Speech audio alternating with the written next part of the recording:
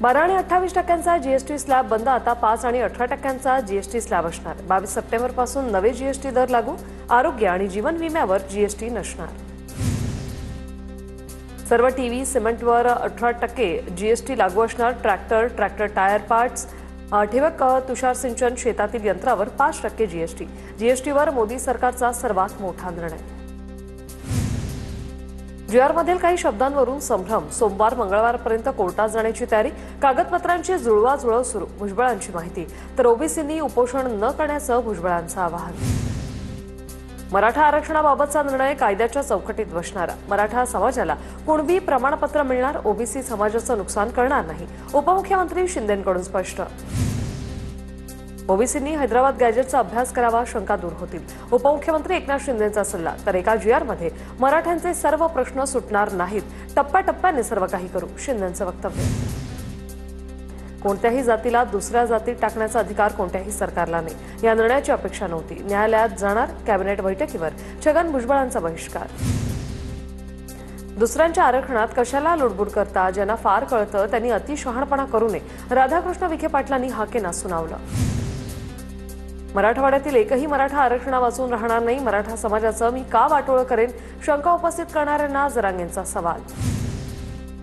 जरांगेंच्या उपोषणावेळी राजकीय गडबडीत विचार करायला वेळ मिळाला नाही, जरांगेंनी सहन केलेल्या त्रासापेक्षा त्यांना कमी मिळालं, जरांगेंची काही प्रमाणात फसवणूक, असीम सरोदे यांचं विधान।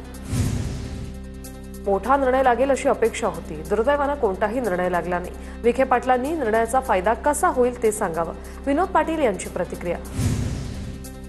नवीन काही मिळालं नाही, जुनीच माहिती सरकारने कागदावर लिहून दिली, विनोद पाटील यांची टीका। तर आरक्षणावर चर्चा सुरू होती तेव्हा विनोद पाटील ताजमध्ये झोपले होते, विखे पाटलांचा पलटवार।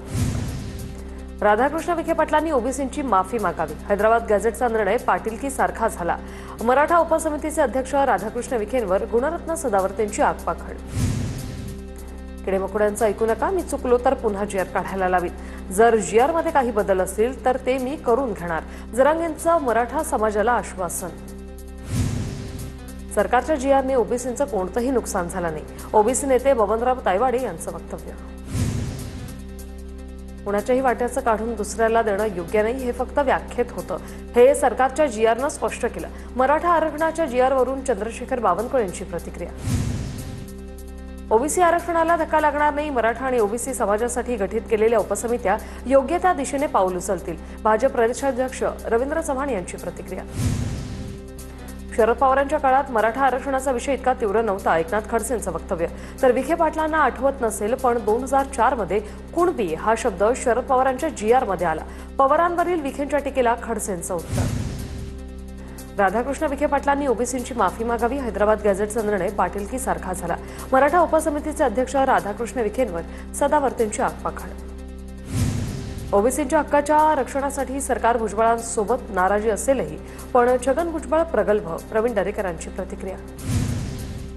राज ठाकरेंनी मुख्यमंत्री फडणवीस यांच्या वर्षा निवासस्थानी बाप्पाचं दर्शन घेतले, दर्शनावेळी राज ठाकरेंच्या पत्नी शर्मिला ठाकरेही उपस्थित होत्या, फडणवीसांकडून राज ठाकरेंचं स्वागत।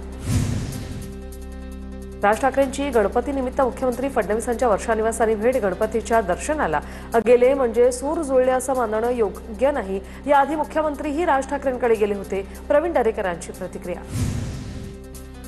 प्रसिद्ध उद्योगपती मुकेश अंबानी आणि नीता अंबानी यांनी लालबागच्या राजाचं दर्शन घेतले, अंबानी कुटुंब लालबागच्या राजाच्या चरणी लीन। प्रवीण दरेकरांनी लालबागच्या राजाचं दर्शन घेतलं, लालबागच्या राजाच्या दर्शनासाठी गणेश भक्तांची मोठी गर्दी।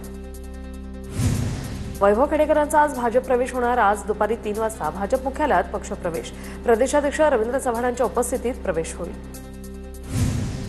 नारायण राणेंना मुंबईतील जसलोक रुग्णालयात दाखल केलं गेलंय, आज तातडीने नारायण राणेंवर शस्त्रक्रिया होणार, डॉक्टरांच्या सल्ल्यानुसार शस्त्रक्रियेसाठी नारायण राणेंना हॉस्पिटलमध्ये दाखल केलंय।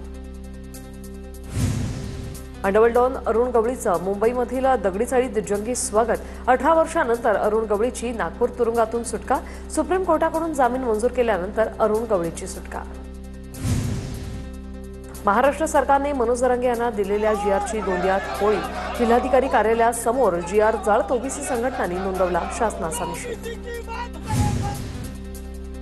नागपुरात सकल मराठा समाज बांधवांकडून आनंदोत्सव साजरा, ढोलताशाच्या गजरात जल्लोष साजरा। महापालिका निवडणुकीच्या पार्श्वभूमीवर काँग्रेस नेत्यांनी सांगलीमध्ये बैठक आगामी पालिका निवडणुकांना पूर्ण ताकदीने लढवणार काँग्रेस आमदार विश्वजित कदम यांचा निर्धार।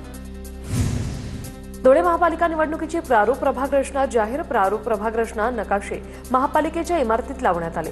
19 प्रभागात 74 सदस्य असणार। आगामी महापालिका निवडणुकांसाठी सोलापूर महानगरपालिकेची प्रभाग रचना प्रसिद्ध। निवडणुकीत एकूण 26 प्रभाग असणार। एकूण 102 नगरसेवकांमध्ये 51 जागा महिलांसाठी राखीव, 9,51,000 मतदारांची नोंद। चंद्रपुरात गणेश विसर्जन मिरवणुकीत मुनगंटीवार जोरगेवार यांचं स्वतंत्र मंडप शेजारी असणार। तर मनपा आणि पोलीस प्रशासनासाठी डोकेदुखी वाढली। चंद्रपूर भाजपातील मुनगंटीवार जोरगेवार वादाचा नवा अंक पाहायला मिळणार का, हा सवाल उपस्थित। जय जवान गोविंदा पथकाचा लालबागच्या राजा गणेशोत्सव मंडळाकडून सत्कार। 3 वेळा 10 थर लावल्याने सन्मान चिन्ह आणि 1 लाखाचा धनादेश सुपूर्द। धुळ्यातील लालबाग मित्र मंडळाच्या गणेश मंडळाचं सामूहिक अथर्व शीर्ष पठण। गणेशोत्सवानिमित्त 500 महिलांचं अथर्व शीर्ष पठण। शिरपूर तालुक्यातील अहिल्यापूर गावातील तरुणांकडून अनोख्या पद्धतीने गणेशोत्सव साजरा। ऐतिहासिक पायऱ्या असलेल्या विहिरीची तरुणांकडून साफसफाई।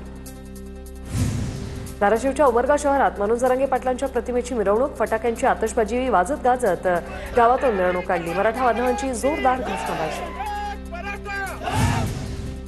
पालघरमधील तारापूर एमआयडीसीमध्ये भंगार माफियांचा उच्छाद। बँकेने जप्त केलेल्या किंवा बंद पडलेल्या कंपन्यांमधील भंगारावर माफियांचा डल्ला। कोट्यावधी रुपयांचा भंगार लंपास।